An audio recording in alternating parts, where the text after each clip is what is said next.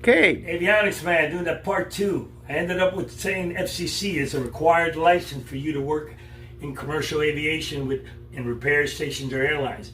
In the old days, there were 3 classes of FCC.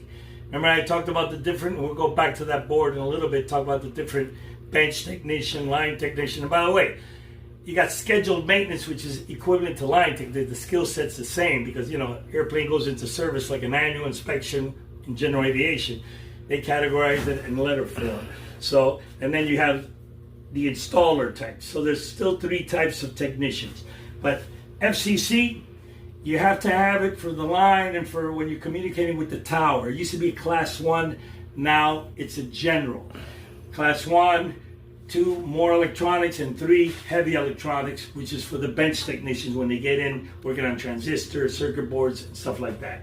Well, I wanted you to see this again because we had the light on. And I'm going to turn the switch on again, and you really couldn't see the dimming effect that's going to go on when you put it in parallel, the circuit like I talked about yesterday. You see how it dims? You can see it, right? All right. So you can see that it's slowing it down, it's adding more resistance, and we looked at the formula last time, and we already talked about the formula, but let's go over here. The next thing we're going to talk about in part 3, if you want to call it, of Ohm's Law and basic electricity is AC and DC, the different voltages. This guy here I put down here, Haney Science.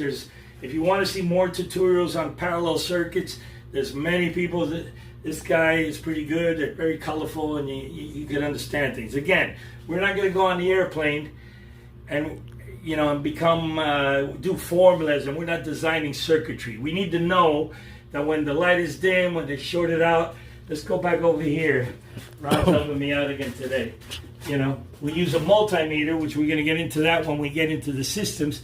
And this is an example of a breaker. If this thing pops on an airplane, it's because of what? Boom, it's popped right there, right? And it won't reset, it's because there's a short. There's too much amperage for the 10 amp rating of this breaker. So anyway, I won't bore you anymore. We're probably going to have a part 3, which will be the Ohm's Law Basic Electricity. And we're going to discuss AC and DC circuits. Okay, FCC, all we need is a class 1. It doesn't exist anymore, so we all have to get a general.